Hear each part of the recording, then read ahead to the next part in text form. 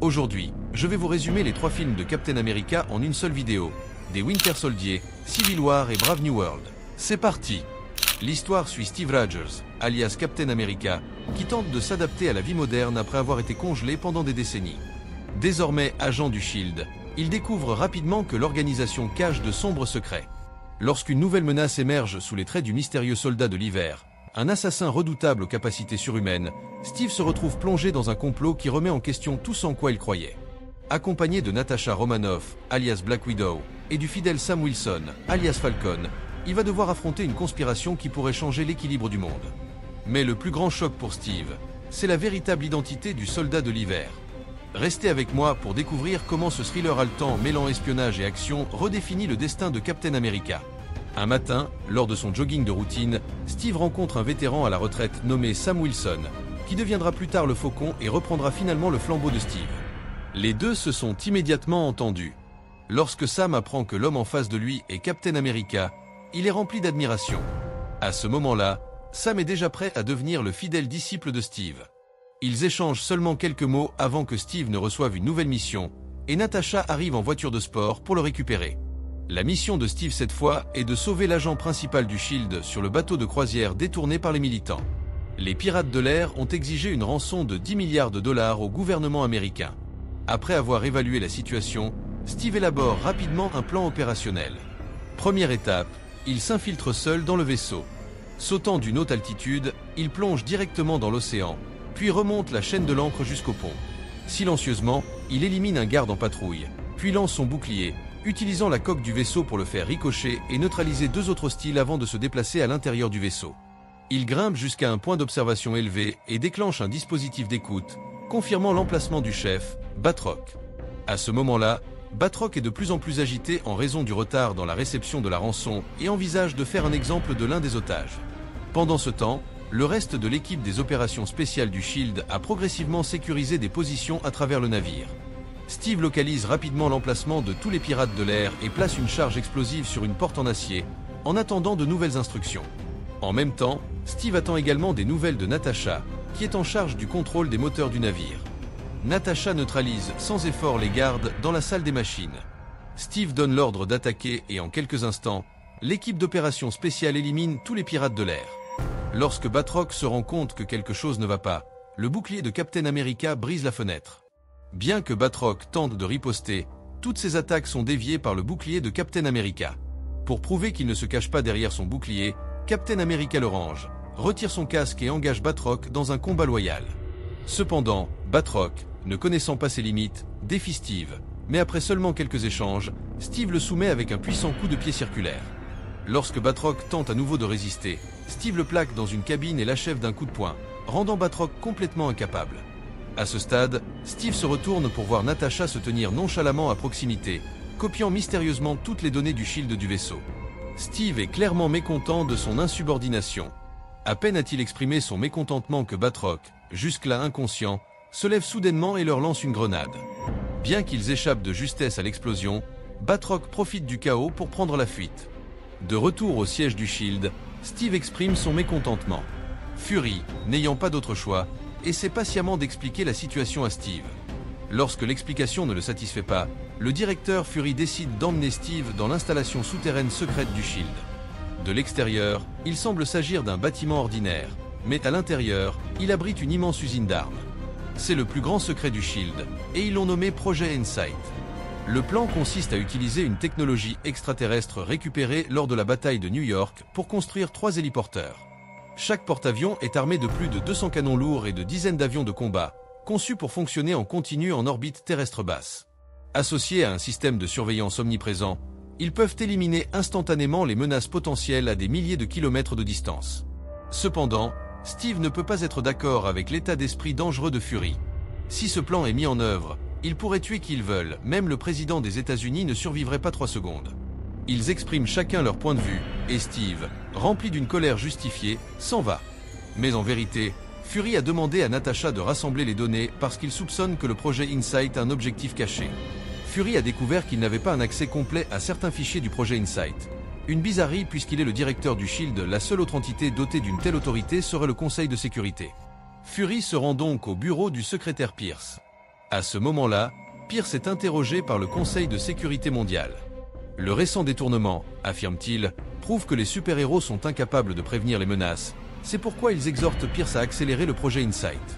Fury, cependant, craint que quelqu'un dans les rangs supérieurs puisse être compromis, et il essaie de persuader Pierce de retarder le plan. En tant que vieil ami et camarade, Pierce accepte de l'aider.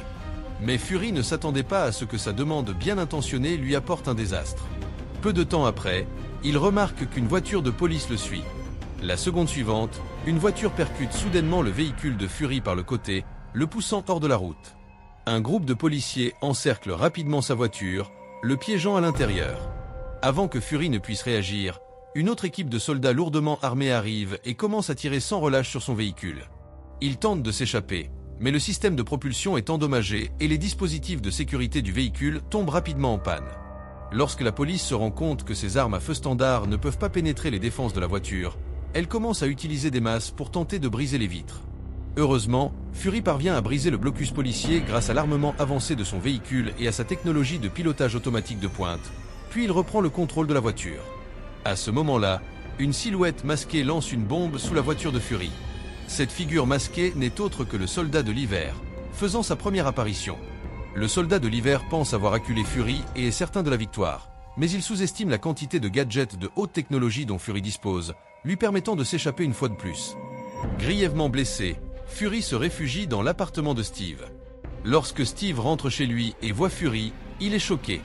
Fury sort son téléphone, prévient Steve qu'il y a des insectes partout et l'informe qu'il y a une taupe à l'intérieur du shield, disant que Steve est la seule personne en qui il peut avoir confiance maintenant. Mais avant que Steve ne puisse répondre, un coup de feu retentit soudainement derrière le mur, et Fury s'effondre au sol. Steve entraîne rapidement Fury dans une zone sécurisée et se prépare à poursuivre le tireur, mais Fury l'attrape. Fury remet à Steve une clé USB contenant des données du Shield, lui demandant de ne faire confiance à personne, avant de tomber inconscient. L'infirmière qui vit à côté de Steve s'avère être l'agent 13 du Shield, Kate, qui a été chargée par Fury de le protéger depuis le début. Après avoir confié Fury aux soins de Kate, Steve se lance à la poursuite du tireur. Bouclier en main, Steve sort du bâtiment et saute vers celui de l'autre côté de la rue, utilisant le bouclier pour se frayer un chemin jusqu'à ce qu'il rattrape finalement l'agresseur en fuite. Mais lorsque Steve tente de lancer son bouclier pour arrêter l'homme, l'agresseur l'attrape sans effort d'une seule main. Puis, presque moqueusement, il lance le bouclier à Steve, qui ressent une lourdeur inhabituelle lorsqu'il l'attrape. Au moment où Steve reprend ses esprits, l'agresseur a disparu sans laisser de traces. Fury, blessé, est transporté d'urgence à l'hôpital. Fury est déclaré mort pendant l'opération. En voyant Fury disparaître, Natasha est remplie de chagrin et de frustration. Elle exige de savoir quel secret Fury a partagé avec Steve. Mais se rappelant les instructions de Fury avant sa mort, Steve retient ses mots. À ce moment-là, Brock arrive pour rappeler Steve au Shield. Sachant qu'il pourrait y avoir un traître au sein du Shield, Steve cache temporairement la clé USB dans un distributeur automatique de l'hôpital. Cependant, lorsque Steve revient au Shield, il est frappé par une révélation choquante. Les pirates de l'air qui ont pris le vaisseau sont désormais en détention et ont impliqué Fury comme le cerveau du complot. Steve est rempli de doutes. Comment Fury, le directeur du Shield, a-t-il pu être accusé à titre posthume d'un tel crime? Parce que Fury avait sauvé la fille de Pierce alors qu'il était sous couverture au Moyen-Orient, Pierce a promu Fury au poste de directeur du Shield. Fury était à la fois un bienfaiteur et un ami de Pierce. Alors Pierce insiste pour savoir ce que Fury faisait dans l'appartement de Steve la nuit précédente et ce qu'il avait dit. Mais Steve, se souvenant des derniers mots de Fury, décide de ne faire confiance à personne. Cependant, lorsque Steve entre dans l'ascenseur, Brock et son équipe d'opérations spéciales le suivent de près. Steve remarque l'espace bondé et la façon dont ils serrent fermement leurs armes. Il sait ce qu'ils planifient. Dès que Steve parle, le chaos éclate dans l'ascenseur. Steve se transforme en guerrier d'ascenseur, éliminant tous ses adversaires. Mais à l'extérieur de l'ascenseur, il y a un autre grand groupe de soldats lourdement armés. Steve coupe rapidement les câbles de l'ascenseur, s'échappant des étages élevés. Il tombe finalement au 33e étage, regarde la hauteur, puis lève son bouclier et fracasse la fenêtre. Avec le bouclier qui le protège, Steve atterrit en toute sécurité et part en moto pour échapper au Shield. Face à un avion qui lui bloque la route, Steve esquive les tirs de mitrailleuse en virant à gauche et à droite. Il jette son bouclier, endommageant le moteur de l'avion, puis s'arrête brusquement et saute sur l'avion.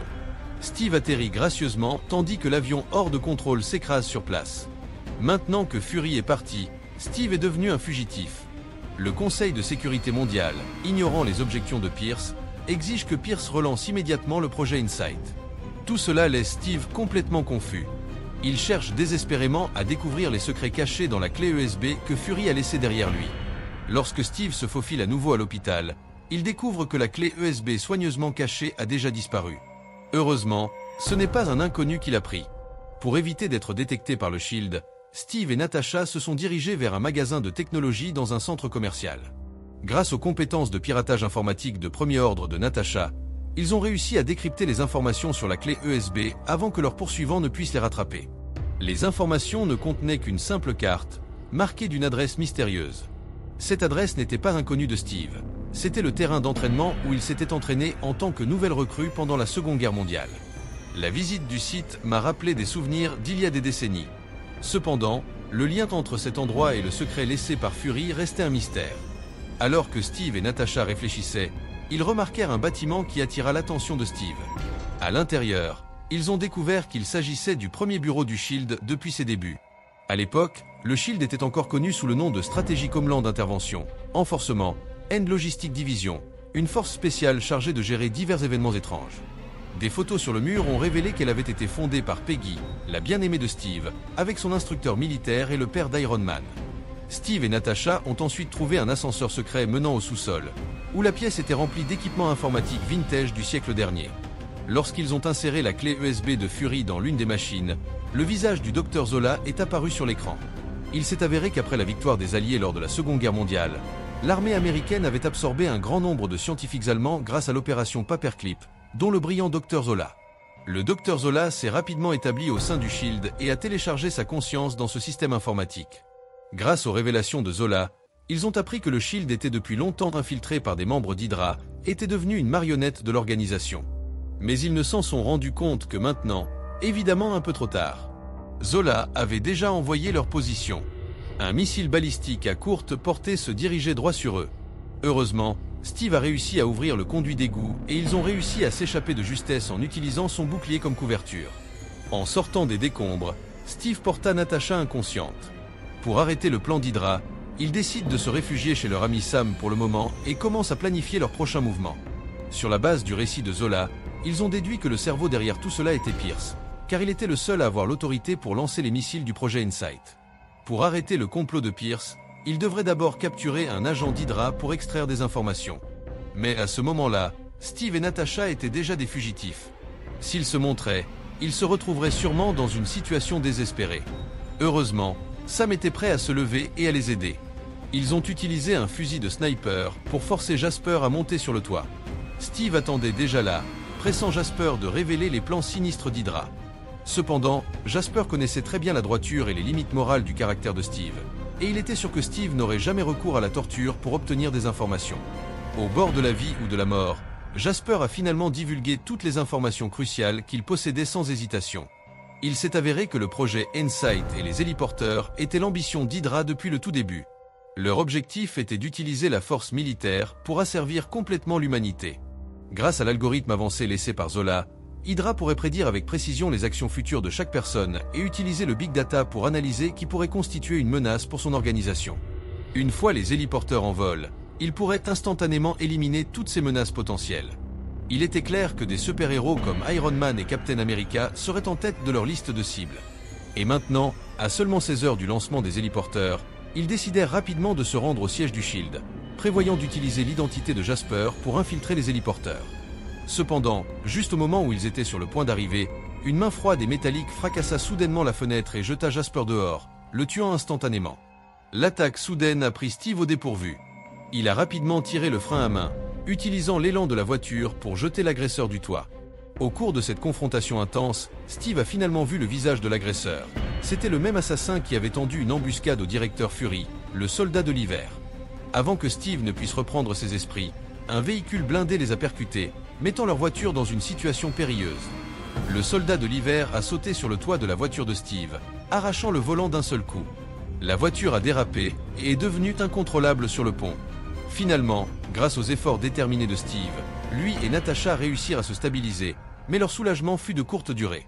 Au moment où Steve reprenait pied, il fut frappé par une attaque féroce du soldat de l'hiver, qui le projeta du pont avec un mortier. Pendant ce temps, Natasha et Sam esquivaient des tirs nourris alors qu'ils tentaient de s'échapper. Utilisant son agilité, Natasha a habilement manœuvré à travers la grêle de balles, sautant du pont sans laisser aucune chance à ses poursuivants. Le soldat de l'hiver a tenté de tirer sur Natasha, mais elle a été déjouée. Elle s'est retournée et a tiré sur lui, brisant ses lunettes et l'enrageant encore plus. Il a remis Steve à ses subordonnés et a sauté du pont pour poursuivre Natasha. Mais cela s'est avéré être sa plus grande erreur. Malgré la puissance de feu intense, le bouclier indestructible de Steve a rendu les efforts des attaquants vains. Steve chargea à travers la grêle de balles du canon Gatling, éliminant le mitrailleur lourd. Sam a couvert Steve sur le pont et a éliminé les autres attaquants. De l'autre côté, le soldat de l'hiver a été distrait par l'utilisation astucieuse d'un téléphone par Natasha pour détourner son attention. Lorsqu'il lui a lancé une grenade, elle a complètement raté et, à la place, Natasha a utilisé un dispositif paralysant pour désactiver temporairement son bras en métal. Cependant, ce léger contretemps n'a pas arrêté l'assaut du soldat de l'hiver. Il s'est rapidement rétabli et a porté un coup critique à Natasha par derrière. À ce moment crucial, Steve est arrivé juste à temps, repoussant l'arme du soldat de l'hiver d'un coup de pied. Les deux hommes se sont alors engagés dans une bataille acharnée au corps à corps. Bien que le bras métallique du soldat de l'hiver possédait une force incroyable, les compétences de combat de Steve étaient supérieures.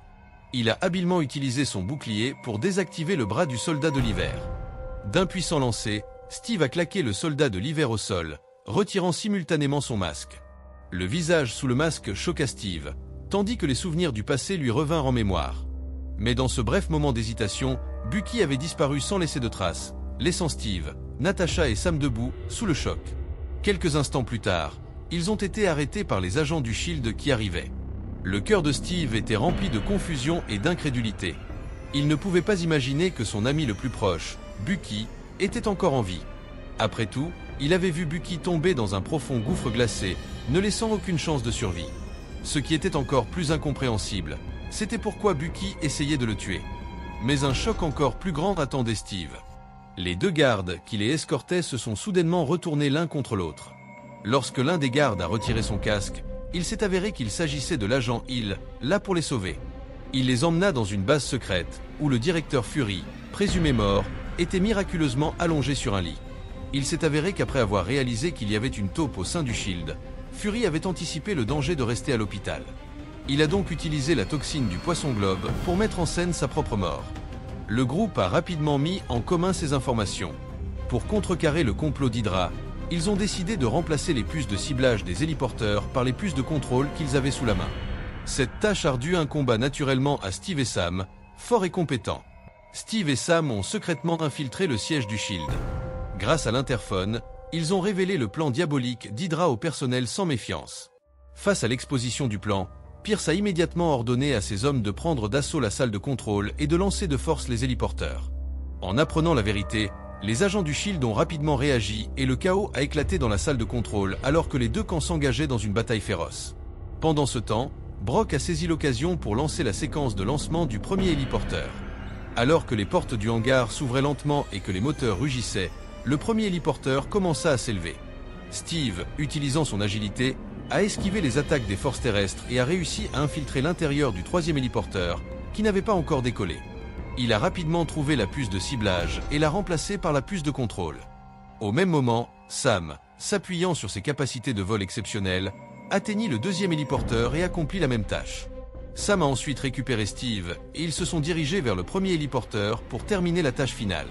Cependant, alors qu'ils étaient sur le point de réussir, Bucky les intercepta. Avec une charge puissante, Bucky a fait tomber Steve du navire et a ensuite lancé une chaîne qui a projeté Sam sur le pont. Après avoir désactivé l'une des ailes de Sam, Bucky l'a expulsé de l'héliporteur. Heureusement, Sam avait un parachute, ce qui lui a sauvé la vie. La responsabilité du remplacement de la puce incombait désormais uniquement à Steve.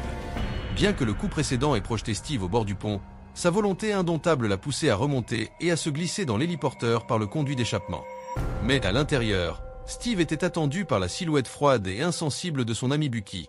Steve a essayé d'atteindre Bucky avec des mots, mais le visage inexpressif de Bucky a fait comprendre à Steve la dure vérité. Ce n'était pas son ami d'enfance qui se tenait devant lui, c'était l'homme de main d'Hydra, le soldat de l'hiver. Pour sauver l'humanité, Steve savait qu'il devait vaincre l'ennemi devant lui. Sans hésitation, Steve lança son bouclier et lança la première attaque. Mais Bucky a facilement dévié la frappe de Steve, et lors de sa contre-attaque, a exploité une faille dans la défense de Steve, portant un coup violent. Les deux hommes se sont alors engagés dans une bataille acharnée au corps à corps, échangeant coups de poing et coups de pied, sans qu'aucun des deux ne prenne le dessus. À ce moment critique, les trois héliporteurs avaient atteint leur position désignée. Les systèmes d'armes étaient pleinement opérationnels, verrouillant plus de 700 000 menaces potentielles, y compris Tony à la tour Stark. En seulement une minute, le monde entier tomberait sous le contrôle d'Hydra. En entendant cela, Steve n'hésita plus. Il attrapa rapidement Bucky par la gorge, le souleva très haut et le jeta au sol avec force. Il a ensuite utilisé des techniques de lutte comme des clés de bras et des étranglements pour maîtriser complètement Bucky, le rendant incapable de se battre. Finalement, grâce aux efforts incessants de Steve, il atteignit le panneau de contrôle de la puce juste avant la fin du compte à rebours. Pendant ce temps, il redirigeait à distance les cibles des systèmes d'armes vers les trois héliporteurs eux-mêmes. Sur ordre de Hill, les trois héliporteurs commencèrent à se tirer dessus. Les armes les plus puissantes de l'histoire de l'humanité ont fini par s'autodétruire aux mains de leurs créateurs. Les explosions massives ont déchiré les héliporteurs, avec des poutres d'acier tombantes et des débris piégeant Bucky en dessous. En voyant son vieil ami dans une situation aussi désespérée, le cœur de Steve était rempli de conflits et de troubles. Mais à la fin, l'amitié a triomphé de tout. Steve se traîna jusqu'aux côtés de Bucky, utilisant le reste de ses forces pour le sortir de l'épave. Cependant, ce à quoi Steve ne s'attendait pas, c'était d'être récompensé par la poigne de fer et de froid de Bucky. Ne voulant plus combattre son ami, Steve prit la décision de déposer son bouclier. Ces mots ont instantanément déclenché les souvenirs enfouis de Bucky. Des scènes de lui et Steve lui traversèrent l'esprit. Les moments qu'ils avaient partagés, sa chute du train, l'expérience douloureuse d'avoir été transformé par le docteur Zola et les jours où ils se sont battus côte à côte pour relever d'innombrables défis. Alors qu'il regardait Steve perdre connaissance et tomber dans la rivière déchaînée sous l'héliporteur, Bucky hésita un instant avant de tendre la main et de tirer Steve en sécurité. Pourtant, le doute subsistait encore dans l'esprit de Bucky. Il n'était pas sûr que l'homme devant lui était vraiment l'ami dont il se souvenait, et il avait besoin d'une confirmation supplémentaire. Au même moment, Natasha, déguisée en membre du Conseil de sécurité mondiale, s'est infiltrée dans la salle de réunion et a maîtrisé Pierce. Pierce a été choqué de voir que Fury avait simulé sa mort. Il a tenté d'utiliser le badge du Conseil de sécurité mondiale comme menace, mais le dispositif de brouillage de Natasha l'a rendu inutile. Finalement, Pierce a été traduit en justice et tué. À la fin du film, Fury quitte le Shield, prévoyant de retourner au front en tant qu'agent de terrain. Avec l'aide de Natasha, Steve a obtenu le dossier complet de Bucky. À ce moment-là, Steve n'avait aucune idée que cette amitié apparemment innocente deviendrait l'étincelle qui déclencherait la guerre civile entre les super-héros. Ce qui faisait encore plus souffrir Steve, c'était que son lien profond avec Iron Man serait complètement brisé à cause de cela. On enchaîne avec le deuxième film, Captain America, Civil War, 2016. Attention, spoiler! Dans ce film, les Avengers sont divisés en deux groupes après que le gouvernement décide de réguler leurs actions en raison de dommages collatéraux causés lors de leur mission. Captain America s'oppose à cette régulation, tandis qu'Iron Man la soutient. Ce désaccord mène à une confrontation violente entre les deux camps, avec de nouvelles alliances et des luttes personnelles qui remettent en question ce que signifie être un héros. Au Nigeria, les Avengers apprennent qu'une possible attaque de Crossbone est en cours et se trouve à la périphérie, en attente d'une intervention. Alors que son équipe espionne, Captain America repère un camion poubelle suspect et demande à Falcon d'envoyer l'un de ses drones pour enquêter. Lorsqu'il passe sous le véhicule, Sam active les rayons X et découvre que le conducteur est armé, ainsi que le camion dépasse le poids maximum autorisé, signalant que le véhicule va être utilisé comme bélier. Alors qu'il s'approche d'une base militaire, le conducteur se jette hors du camion et fait tomber la barricade, laissant la place à un groupe de criminels pour entrer par effraction. Après avoir endormi tout le monde avec du gaz somnifère, les bandits entrent dans le bâtiment et se rendent au laboratoire au sommet, où ils volent une bouteille d'armes chimiques. Juste à ce moment-là, les Avengers arrivent et commencent à combattre les soldats à l'extérieur, les assommant tous. La voie libre, Cap se rend au laboratoire et demande à Wanda de retirer le gaz avec ses pouvoirs, mais il arrive trop tard et Crossbone est déjà dehors.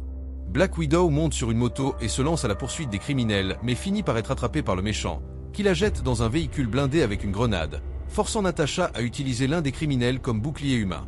Tous les héros étant à terre, Crossbone remet la fiole à l'un de ses soldats et dit qu'ils doivent se séparer s'ils veulent s'échapper. Dans une foire à proximité, tout le monde enlève son équipement et commence à courir dans la foule, forçant les héros à les chercher. Alors qu'ils regardent près de l'armure, le capitaine est touché par une bombe adhésive qui se colle au bouclier, le forçant à lancer le morceau de vibranium en l'air. Après l'explosion, Crossbone apparaît et commence à attaquer Steve au milieu de la foule. Natasha se lance à la poursuite d'un des criminels et parvient à le vaincre, en luttant contre deux d'entre eux à la fois. Même seule, la veuve noire est bien plus habile et parvient à les vaincre tous les deux, forçant l'un des hommes à utiliser l'arme biologique pour la menacer. Alors que le criminel lui ordonne de lâcher l'arme, le drone de Falcon arrive et assomme le voyou avec le sérum, forçant Natasha à saisir la fiole avant qu'elle ne touche le sol. Au milieu de la foire, Steve continue de se battre contre Crossbone et parvient à le vaincre. Le méchant étant au sol, Captain America demande qui est l'acheteur, et le méchant répond que c'était Bucky Barnes, le soldat de l'hiver. Dès qu'il donne l'information, Crossbone essaie de se faire exploser avec Steve, mais Wanda parvient à le retenir et à projeter le méchant vers le haut, le faisant s'écraser dans un bâtiment complètement détruit. Ailleurs, Tony Stark donne une conférence sur les inventions à un groupe d'étudiants universitaires et annonce qu'il financera leur projet. Après la représentation, Tony quitte le bâtiment lorsqu'il rencontre une femme devant l'ascenseur. Dès qu'elle voit le milliardaire, elle lui tend une photo de son fils et lui dit que Tony l'a éliminé à Sokovie en combattant Ultron. La femme dit alors qu'Iron Man ne doit pas être considéré comme un héros et affirme que tout est de sa faute. Au siège des Avengers, Stark apparaît accompagné du général Ross, devenu secrétaire d'État. Les super-héros étant réunis, l'ancien général dit que ces dernières années, ils ont agi sans supervision et que les gouvernements ne peuvent plus tolérer cela. Il leur dit ensuite que 117 pays se sont réunis pour approuver le traité de Sokovie, qui nationalise les Avengers afin qu'ils ne puissent agir que si l'ONU le juge nécessaire. Steve proteste et Ross demande où se trouvent Thor et Hulk, affirmant que ce serait l'équivalent de perdre 2 bombes atomiques. Finalement, Ross dit que l'ONU se réunira à Vienne pour valider le traité, affirmant que s'ils n'acceptent pas la nationalisation, ils seront interdits de continuer à agir. Après le départ du secrétaire, les Avengers continuent de débattre de ce qu'il faut faire, et Steve dirige le groupe qui est contre ce contrôle de l'ONU. Alors que tout le monde débat entre eux, Tony montre la photo que la femme lui a donnée et dit que l'homme avait un diplôme en ingénierie informatique. En raison de son dévouement, il a été embauché par Intel, mais avant de commencer à travailler, il voulait vivre une expérience différente. Alors il a passé l'été à Sokovie, où il aidait à construire des maisons pour les familles dans le besoin. Tony dit alors qu'il avait un avenir prometteur, mais ils ne le sauront jamais car ils ont fait tomber un immeuble sur lui dans la lutte contre Ultron. Finalement, Stark dit qu'ils doivent prendre leurs responsabilités et que s'ils ne le font pas, ils sont comme les méchants. Alors que les Avengers débattent entre eux, Steve reçoit un SMS disant que Peggy est morte et décide de tout laisser tomber pour se rendre à l'enterrement. Après la cérémonie, Natasha arrive pour parler à Steve et lui dit que certains Avengers ont déjà signé le traité, dont elle. Elle lui dit alors qu'elle va à Vienne pour signer le traité et dit au revoir à son ami. En route pour l'Autriche, Natasha rencontre le prince T'Challa du Wakanda. Après une brève conversation, la réunion commence et le roi T'Chaka entame son discours de remerciement. Alors que son père promet la coopération du Wakanda, T'Challa regarde par la fenêtre et remarque un mouvement suspect à l'extérieur, criant à tout le monde de se mettre à terre. Cependant, il n'est pas assez rapide pour sauver son père, qui finit par être touché par l'explosion. Aux États-Unis, Steve regarde les informations sur l'événement et découvre que Bucky en a été tenu pour responsable.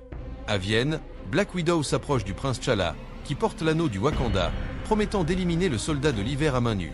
En suivant les indices, Captain America parvient à trouver l'appartement de Bucky et décide de s'y rendre pour lui parler. Dès qu'il aperçoit son vieil ami, le soldat de l'hiver lui dit qu'il n'était pas à Vienne et qu'il ne fait plus ce genre de choses. Soudain, plusieurs grenades sont lancées à travers la fenêtre et Interpol fait irruption dans l'appartement, obligeant Captain America à protéger son vieil ami. Bien qu'ils soient des soldats entraînés, les militaires n'ont aucune chance contre Bucky, qui assomme tout le monde dans les escaliers. La voie étant libre, Barnes saute au sommet d'un immeuble, où il commence à être attaqué par Black Panther. Comme il n'a aucun intérêt à se battre, Bucky chasse simplement le héros du Wakanda et continue à tenter de s'échapper dans les rues de la ville, poursuivi en même temps par Black Panther, Captain America et Interpol. Au milieu de la fuite, Steve Rogers vole une des voitures de police et fonce en direction de Bucky, mais Black Panther se rend compte de ce qu'il a fait et décide de faire du stop. À ce moment-là, Bucky décide de voler une moto et de continuer sa fuite motorisée, mais T'Challa saute sur lui et le renverse presque avec son bras en vibranium. Barnes parvient à arrêter la chute et à projeter Black Panther en arrière, faisant exploser le plafond du tunnel avec une grenade pour bloquer le passage. Malgré cela, le roi T'Challa le poursuit et le tue presque, pour être arrêté par Captain America à la dernière seconde. Juste à ce moment-là, la police arrive et War Machine se présente pour les arrêter tous. Au quartier général de la défense autrichienne, un psychiatre arrive pour interroger Barnes et commence à poser des questions sur ce qui s'est passé. Au loin, un livreur laisse un colis à l'un des employés de la compagnie énergétique. Dès qu'il reçoit la notification que le colis a été livré, le psychiatre active un mécanisme qui provoque une explosion à la centrale électrique, coupant l'électricité dans toute la ville. Lorsque le courant est coupé, les flics commencent à courir vers Bucky et le capitaine les suit jusqu'à leur arrivée. Le psychiatre dit qu'il veut parler de sa vraie maison et leur montre qu'il a le livre rouge du soldat de l'hiver, lisant les mots qui ont mis Bucky sous son contrôle. Lorsqu'il arrive sur place, Steve s'approche du supposé psychiatre et finit par être surpris par Bucky, qui le jette dans la cage d'ascenseur. Alors que le capitaine tente de remonter, Tony tente d'affronter Barnes, mais il ne porte pas son armure et est bientôt assommé, laissant à T'Challa la tâche de combattre le méchant. Même sans son armure, le Black Panther est extrêmement habile et parvient à faire tomber Barnes d'une hauteur de près de 3 étages. Mais lorsqu'il descend, il se rend compte que le méchant a disparu. Sur le télépas au sommet du bâtiment, Bucky essaie de décoller lorsque Steve arrive et parvient à attraper l'hélicoptère avec son bras, forçant Bucky à lui lancer l'appareil. Après l'impact, le soldat de l'hiver attrape le capitaine par le cou et tombe avec lui dans un canal voisin, obligeant Steve à sauver son ami, qui s'effondre. Pendant ce temps, le psychiatre infiltré regarde les informations sur l'évasion de Barnes et décide de s'envoler pour Moscou. Au loin, Bucky reprend enfin conscience et Steve commence à poser des questions sur ce que le psychiatre voulait. Bucky lui dit alors que le méchant s'appelle Baron Zemo et qu'il veut en savoir plus sur une mission en 1991 où le soldat de l'hiver a écrasé une voiture contre un arbre et volé une cargaison de super sérum. Pensant qu'il veut contrôler d'autres surhumains, Steve suggère d'appeler Tony, et Sam dit que ce n'est pas une bonne idée, suggérant qu'il devrait désormais faire cavalier seul. Ignorant toutes ces découvertes, Stark argumente avec Ross qu'il voit maintenant Captain America comme un méchant, disant qu'il n'hésitera pas à lui tirer dessus. Tony dit alors qu'il s'en occupera tout seul et demande un jour pour résoudre le problème. Voulant obtenir des renforts, Tony se rend chez Peter Parker et lui montre des images de Spider-Man, disant qu'il a du talent. Bien qu'il essaie de le nier au début, après un certain temps, Peter admet qu'il est un super-héros, et Tony dit qu'il veut le recruter dans l'équipe, l'aidant à améliorer son costume et son lanceur de toile. À la base des Avengers, une explosion se produit à proximité et Vision décide de sortir pour enquêter. Après son départ, Hawkeye apparaît et appelle Wanda pour qu'elle vienne avec lui disant qu'il est temps d'agir. Juste à ce moment-là, Vision réapparaît et profite de son intangibilité pour transpercer les flèches de Clint et lui voler son arc. Même sans son arme principale, Hawkeye continue d'essayer de se battre mais est complètement dépassé par Vision. En voyant la scène, Wanda décide de réagir et utilise ses pouvoirs pour immobiliser le porteur de la pierre de l'esprit, le faisant sombrer plusieurs étages sous terre. Vision étant hors de circulation, Clint dit qu'il devrait passer à autre chose et emmène la sorcière rouge et Ant-Man à la rencontre de Captain America. Maintenant que le groupe est réuni, une alerte commence à retentir et Bucky dit que l'aéroport est en train d'être évacué, signalant que Tony est déjà à proximité. Voulant parler, Steve va voir Iron Man et essaie de lui dire que le psychiatre est derrière tout ça, mais Stark ne le croit pas et demande à Spider-Man de prendre le bouclier du capitaine. Fatigué de se disputer, Tony dit qu'il veut garder les Avengers ensemble et demande à Steve de se rendre. Mais il refuse et donne le signal à Ant-Man, qui grandit soudainement, donne un coup de pied à Peter et renvoie le bouclier au capitaine. En regardant autour de lui, Tony voit Wanda et Clint courir vers le hangar et décide de les poursuivre. À ce moment-là, Rhodey voit Bucky et le Faucon aller dans l'autre sens, et Black Panther décide de les poursuivre mais est arrêté par Captain America. Seul, Spider-Man parvient à atteindre le duo et à renverser Sam de toutes ses forces, repoussant un coup de poing de Bucky juste après. Pendant que Peter s'occupe du Faucon, War Machine et Black Panther s'en prennent à Cap, qui se défend contre eux avec son bouclier. Près du hangar, Tony rejoint Clint, qui tire une flèche magnétique, provoquant l'écrasement d'Iron Man par les voitures du parking. Au terminal, Spider-Man parvient à battre Falcon et les piège tous les deux avec sa toile, mais Sam parvient à faire en sorte qu'un de ses drones emmène Peter. Après avoir été renversé par Black Widow, Ant-Man se rend chez Captain America et lui livre un camion miniature qui explose près de ses ennemis. Profitant de la distraction, Steve se rassemble avec son groupe et court vers le hangar, mais Vision et les autres surgissent pour les arrêter. Face à face, les deux groupes de super-héros avancent l'un contre l'autre et commencent à échanger des coups de poing. Mais Wanda est bien plus puissante que la plupart d'entre eux et parvient à mettre KO Natasha et T'Challa sans trop de difficultés. Combattant seul, Spider-Man parvient à battre Captain America en attaquant ses jambes, mais Steve est bien plus expérimenté au combat et parvient à prendre le dessus rapidement. Rogers laisse tomber un conteneur plein sur Peter, l'obligeant à s'y accrocher. Alors qu'il s'enfuit à proximité, Clint tire une flèche qui projette Scott Lang dans l'armure de Tony. À l'intérieur, Ant-Man commence à désactiver le système d'armes et Stark active l'extinction des incendies, balayant Scott hors de son armure. À ce moment-là, Falcon dit qu'ils vont distraire les Avengers et demande à Bucky et Cap d'aller au jet pour affronter le véritable ennemi. Pour servir de distraction, Ant-Man utilise les particules PIM pour devenir un géant et commence à attaquer tout le monde en même temps, distrayant tout le monde pendant que le duo se précipite vers le hangar. D'en haut, Vision voit le duo essayer de s'échapper et passe à travers le corps d'Ant-Man pour abattre l'entrée du hangar, mais Wanda retient les décombres avec ses pouvoirs. Dès qu'il s'en rend compte, Rhodey tire une onde supersonique qui met Wanda hors de combat, écrasant presque Bucky et le capitaine devant le jet. Black Widow confirme que Steve veut continuer et commence à attaquer le roi T'Challa, permettant à son ami de s'échapper. Au centre de l'aéroport, Spider-Man utilise sa toile pour attacher les jambes de Scott, et il commence à perdre l'équilibre. Pour terminer le combat, Tony et Rhodey volent et assomment Ant-Man d'un coup de poing, ce qui fait tomber Scott sur Peter Parker. Après le combat, Stark va voir Spider-Man et lui demande de rentrer chez lui, puis vole après le jet pour les arrêter. Falcon vole après Rhodey, qui demande l'aide de Vision, mais le robot rate sa cible et frappe le noyau de War Machine, le faisant tomber. Le colonel tombant, Tony et Falcon abandonnent la poursuite du jet et volent vers le bas, essayant de l'aider, mais ils ne sont pas assez rapides et Rhodey touche le sol, s'évanouissant. À l'hôpital, Tony parle à Vision de ce qui s'est passé lorsqu'il a reçu un téléchargement prioritaire de la police de Berlin. Alors que Stark survole l'océan dans son hélicoptère, Friday explique que l'ONU a demandé un psychiatre dès la capture de Bucky, mais c'est le baron Zemo des forces sokoviennes qui a fait la consultation. Curieux, Stark demande ce qui est arrivé au vrai psychiatre, et Friday répond qu'il a été retrouvé sans vie dans son appartement avec une prothèse faciale avec le visage de Bucky dessus. Ignorant qu'il a déjà été découvert, Zemo se rend au bunker sibérien, où il trouve 5 autres soldats de l'hiver gelé. Au milieu de l'océan, Stark s'arrête au Raft, une prison cachée au milieu de l'océan qui est contrôlée par Ross. Sur place, Tony lui raconte ce qu'il a découvert, et le secrétaire l'ignore complètement, disant qu'il ne lui fait plus confiance. Ne pouvant pas compter sur le gouvernement, Stark se rend dans les cellules et désactive le système audio, profitant de l'occasion pour dire à Sam qu'il a découvert toute la vérité. Voulant aider, Tony lui demande de lui donner l'emplacement de Steve et retourne à son hélicoptère, qui vole vers le continent.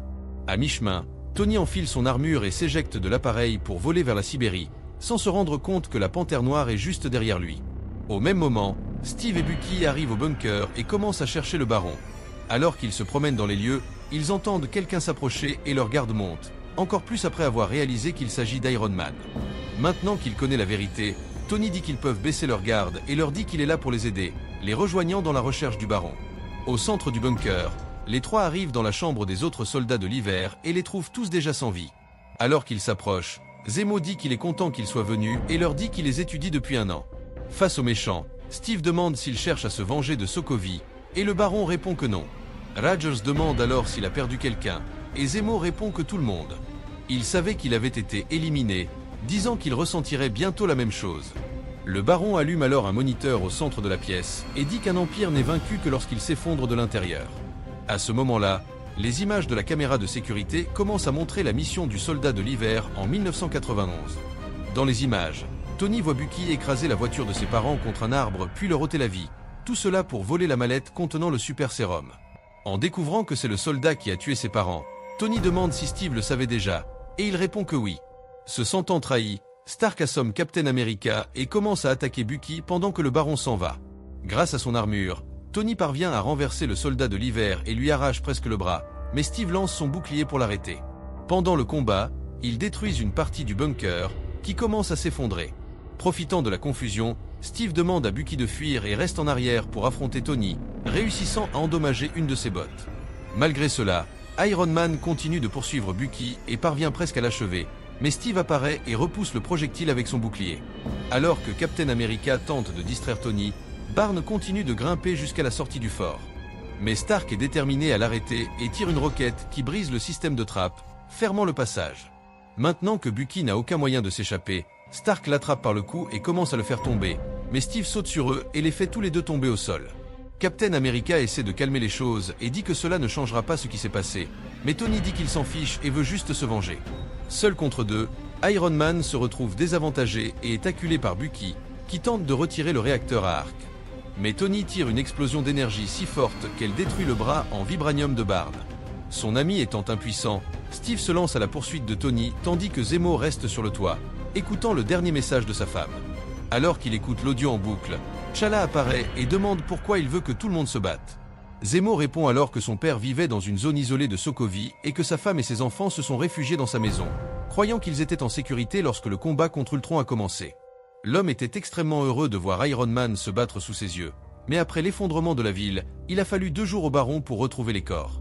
Sachant qu'il ne pouvait pas les vaincre, Zemo a tout planifié pour les faire s'autodétruire, ce qui est exactement ce qui se passe maintenant.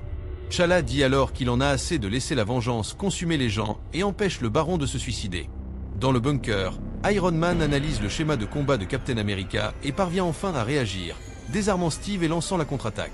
Épuisé, Captain America dit que Bucky est son ami, et Tony répond qu'il était aussi, lançant un coup de poing qui laisse l'ancien chef des Avengers abasourdi. Malgré tout cela, Steve n'abandonne pas et continue d'attaquer Tony, utilisant le bouclier pour le frapper jusqu'à ce qu'il brise le réacteur arc. Maintenant que Stark n'a plus l'énergie de continuer, Captain America ramasse son bouclier et aide Bucky à se relever. Voyant cela, Tony dit que son père a fabriqué le bouclier et qu'il ne mérite pas de l'utiliser, ce qui fait que le capitaine laisse tomber le disque de vibranium. Après tout, Tony retourne au complexe des Avengers.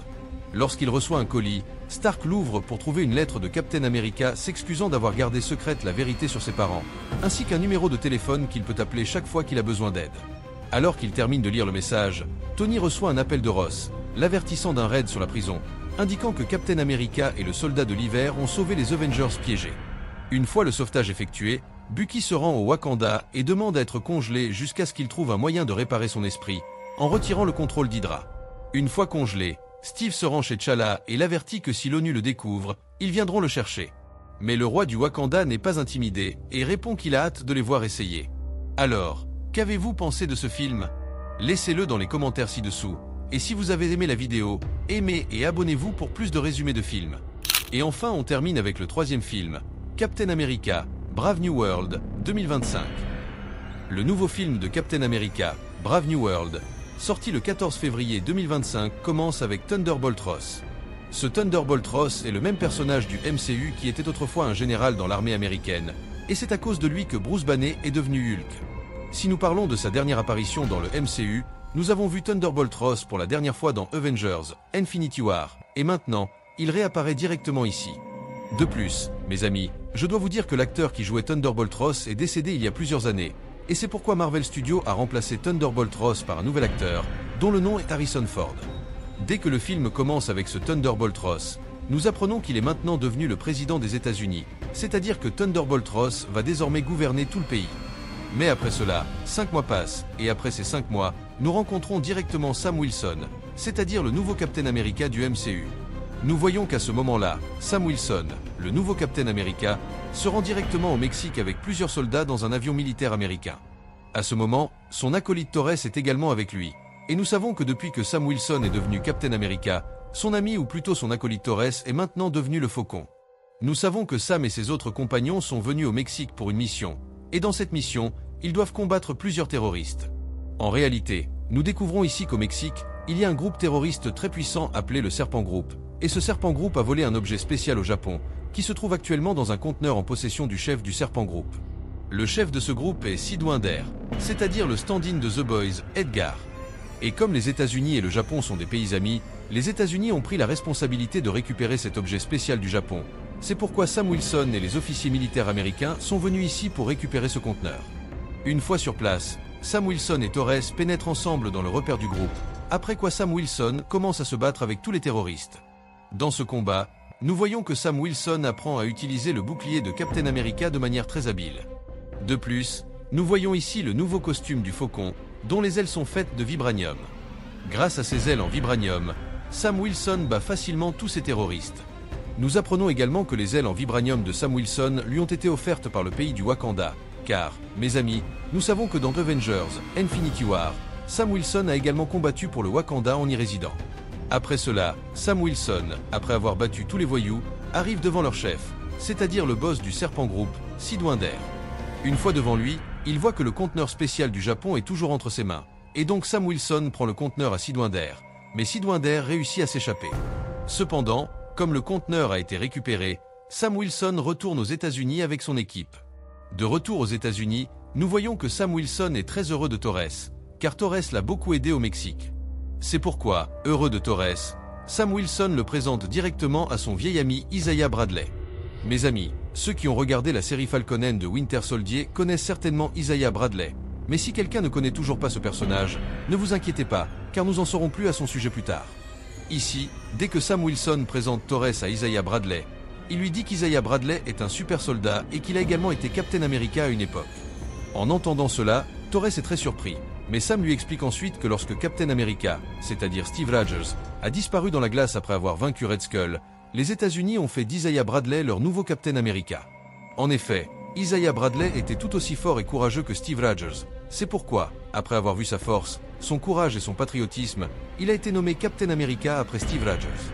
Mais peu de temps après être devenu Captain America, Isaiah Bradley a été emprisonné pendant 30 ans, et ce n'est qu'après avoir purgé cette peine qu'il a été libéré.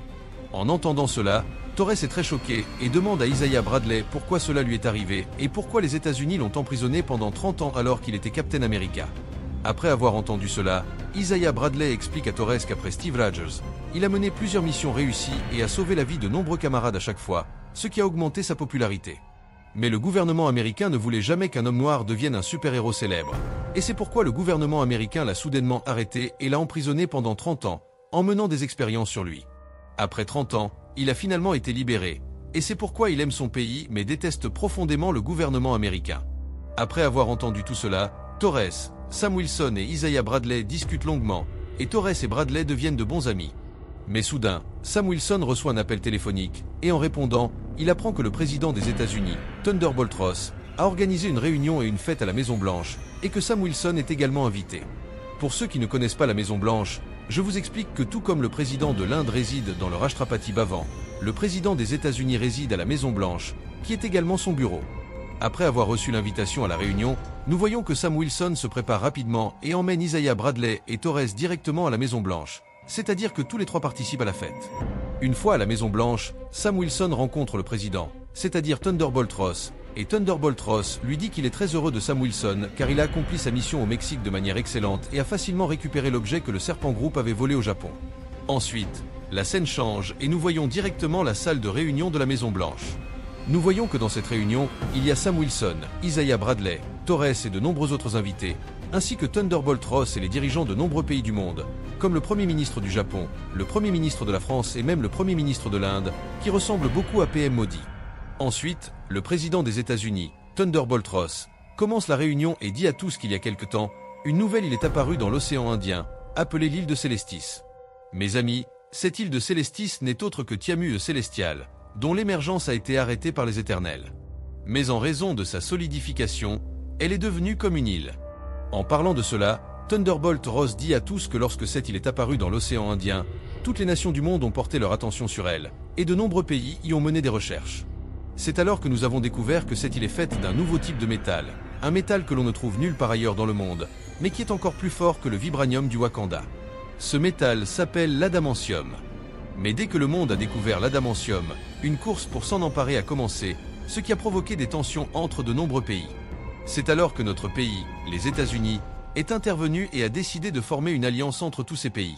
Nous avons décidé que tous ces pays se réuniraient et partageraient tout l'adamantium entre eux, afin que chacun en ait une part et qu'il n'y ait pas de conflit entre eux. Aujourd'hui, dans cette réunion, nous sommes tous réunis pour adopter cette proposition. En même temps, Thunderbolt Ross dit également que notre pays ami, le Japon, a mené de très bonnes recherches sur l'adamantium trouvé sur l'île de Célestis, et qu'ils ont réussi à obtenir une forme pure d'adamantium. Mais ce pur adamantium a été volé par le Serpent Group, après quoi notre Captain America est allé au Mexique et a récupéré le conteneur d'adamantium du Japon. Pour cela, il remercie Captain America ici. Mais mes amis, pendant tout cela, nous voyons que soudain, une musique forte commence à jouer lors de la réunion, et Isaiah Bradley se lève, prend l'arme d'un garde à proximité et tire directement sur Thunderbolt Ross. Et ce n'est pas seulement Isaiah Bradley, mais 4 soldats américains présents à la Maison-Blanche sortent également leurs armes et commencent à tirer. Cependant, Thunderbolt Ross survit à cette fusillade, après quoi Sam Wilson essaie rapidement de maîtriser Isaiah Bradley et essaie de lui prendre son arme. Après cela, Isaiah Bradley et les 4 autres soldats commencent à se battre avec tout le monde. Pendant ce combat, une fille fait son entrée, qui se bat exactement comme Black Widow, et elle abat un par un tous les tireurs. Nous apprenons que cette fille s'appelle Ruth et qu'elle est la conseillère en sécurité personnelle du président des États-Unis, c'est-à-dire Thunderbolt Ross, ou plutôt sa garde du corps personnel. Cette fille est en fait une Israélienne qui a été formée par le Red Room de Russie, c'est-à-dire, mes amis, la vraie Black Widow. Ensuite, nous voyons que Ruth, Sam Wilson et les autres gardes capturent ensemble les 5 tireurs, et après leur capture, Sam va directement voir Isaiah Bradley et lui demande pourquoi il a fait cela et quelle était la raison pour laquelle il a tiré directement sur le président des États-Unis. Mais mes amis, lorsque Sam pose cette question, nous voyons qu'Isaiah Bradley ne se souvient de rien à ce sujet, et il dit à Sam qu'il n'a rien fait et qu'il ne se souvient de rien de ce que vous dites. Et mes amis, tout comme Bucky Barnes, qui devient le Winter Soldier et ne se souvient de rien des crimes qu'il commet, ici aussi, Isaiah Bradley semble être dans le même état, car il ne se souvient de rien de la fusillade sur Thunderbolt Ross. Mais comme il a commis un crime grave, Isaiah Bradley est arrêté et directement emprisonné. Mais après son emprisonnement, Sam vient le voir et lui dit qu'il sait qu'il n'est pas comme ça et qu'il ne tirera jamais sur le président des États-Unis. C'est pourquoi il lui promet qu'il découvrira qui a orchestré tout cela et qu'il le sortira rapidement de prison.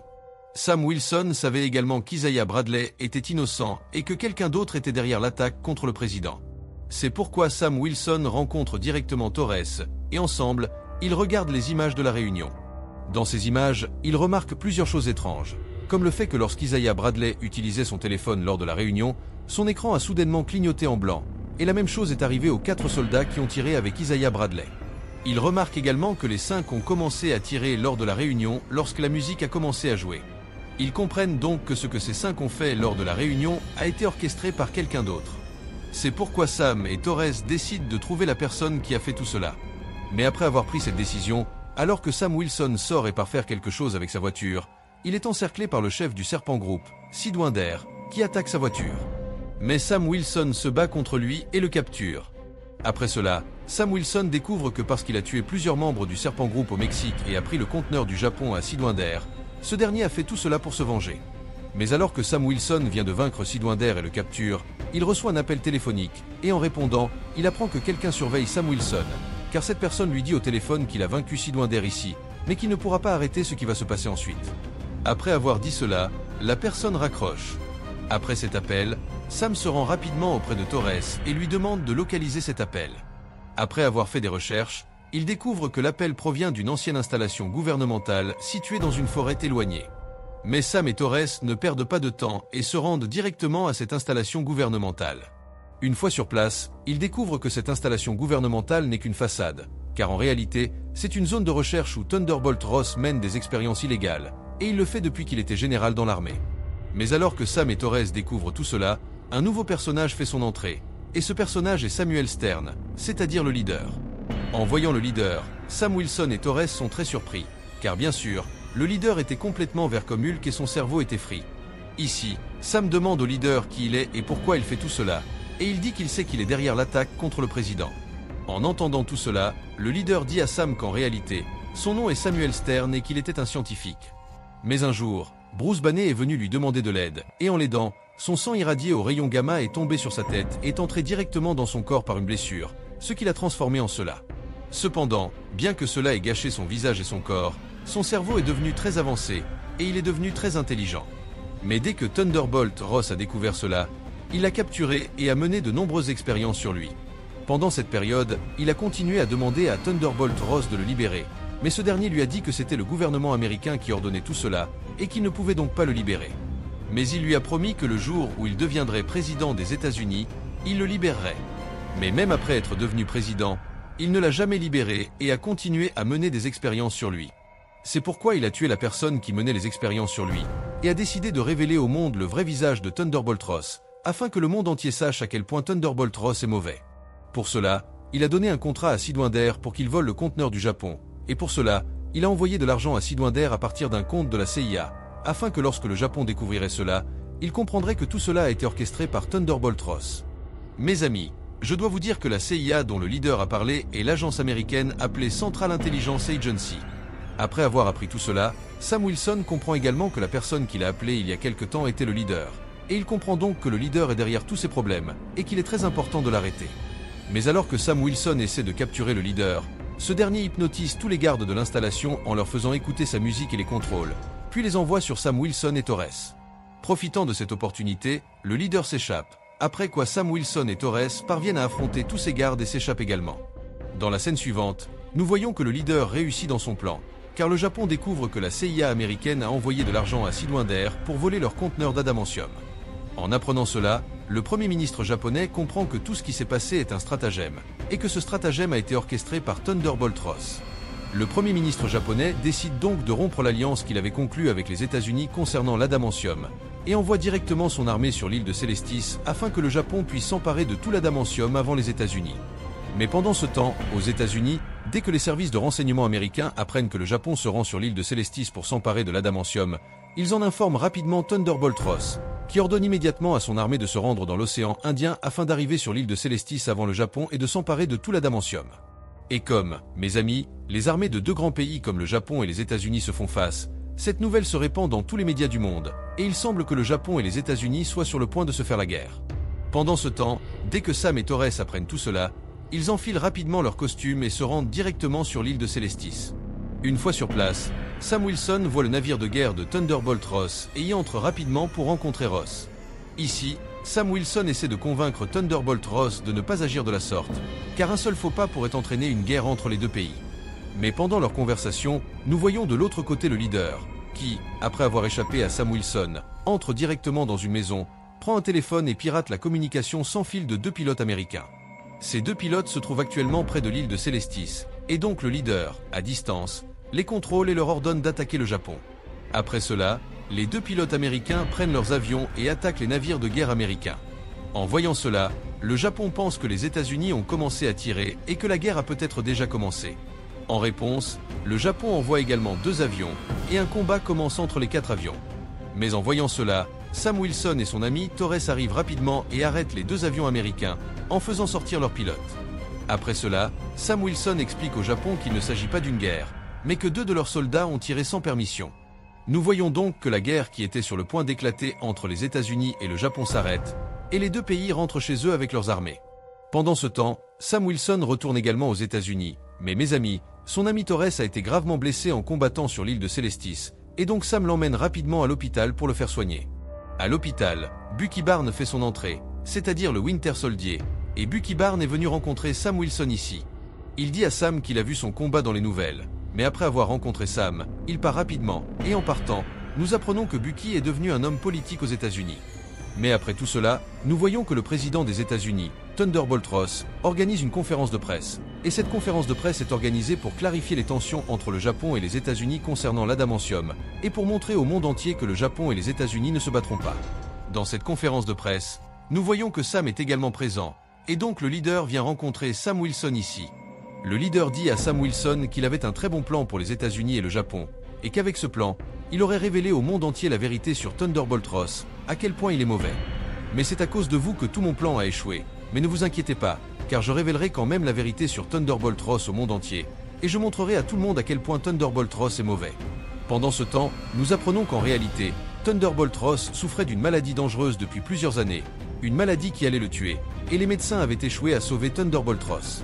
Mais lorsque Thunderbolt Ross en a parlé au leader, ce dernier, grâce à son intelligence, a trouvé un remède à la maladie de Thunderbolt Ross et a inventé un médicament spécial qu'il prend tous les jours. Mais Thunderbolt Ross ne savait pas que le leader ajoutait des radiations gamma à son médicament, et il prenait ce médicament depuis des années. C'est pourquoi son corps est maintenant rempli de radiations gamma, et à cause de cela, nous voyons que pendant cette conférence de presse, Thunderbolt Ross se transforme en Red Hulk et commence à tout détruire de manière incontrôlable, et aucun soldat ne peut l'arrêter. Mais en voyant cela, Sam Wilson fait d'abord arrêter le leader par les soldats, puis il se précipite pour arrêter Red Hulk. Après cela, un combat très dangereux a lieu entre Red Hulk et Sam Wilson. Mais dans ce combat, nous voyons clairement que Red Hulk est très puissant, et il enfonce le bouclier de Captain America dans le sol et brise également ses 2 ailes en vibranium, laissant Sam Wilson désarmé. Mais après cela, il essaie d'arrêter Thunderbolt Ross en mentionnant sa fille, Betty Ross, et il dit à Thunderbolt Ross qu'il n'est pas une personne qui ferait du mal aux autres. Il lui dit également qu'il doit se calmer pour sa fille, Betty Ross. Et mes amis, nous voyons également qu'en entendant le nom de Betty Ross, Thunderbolt Ross se calme rapidement et redevient humain. Mais après cela, Thunderbolt Ross est arrêté et emprisonné dans la même prison où Captain America, Ant-Man, Falcon, Wanda et Hawkeye avaient été emprisonnés pendant Civil War. Mais après plusieurs jours, Sam Wilson vient dans cette prison avec Betty Ross et la présente à son père, Thunderbolt Ross, ce qui rend Thunderbolt Ross très heureux. En même temps, comme Sam Wilson a prouvé que le leader était derrière l'attaque contre Thunderbolt Ross, il fait libérer Isaiah Bradley de prison et l'emmène avec lui. Et ainsi, mes amis, le film se termine. Mais après la fin du film, il y a une scène post-générique, et dans cette scène, nous voyons que le leader est également emprisonné dans la même prison que Thunderbolt Ross. Sam Wilson vient donc rencontrer le leader ici, mais lorsque Sam Wilson vient le voir, le leader l'avertit de l'avenir et lui dit qu'il pense peut-être qu'en l'arrêtant, tout est réglé et que son monde n'est plus en danger. Mais la vérité est qu'il a vu toutes les possibilités grâce à son intelligence, et il sait qu'ils arrivent, et quand ils arriveront, vous ne pourrez pas les arrêter. En entendant cela, Sam Wilson demande au leader de qui il parle et qui arrive, et le leader dit à Sam Wilson, « Tu penses que ton monde est le seul dans cet univers ? La vérité est qu'en plus de ton monde, il y a d'innombrables autres mondes, et dans tous ces mondes, ils existent, et maintenant ils arrivent ici. Alors voyons comment tu protèges ton monde d'eux quand ils arriveront. Mais mes amis, après ces mots du leader, cette scène post-générique se termine ici, laissant dans nos esprits la question de savoir qui sont ces personnes dont parle le leader. Si vous avez une théorie à ce sujet, n'hésitez pas à me le dire dans les commentaires afin que tout le monde puisse en savoir plus sur ces théories. Pour le reste, si vous avez aimé cette vidéo, likez-la. Si vous êtes fan de Captain America, écrivez Captain America dans les commentaires. Et ceux qui ne se sont pas encore abonnés à la chaîne, abonnez-vous rapidement. Je vous retrouve dans une autre excellente vidéo. D'ici là, au revoir.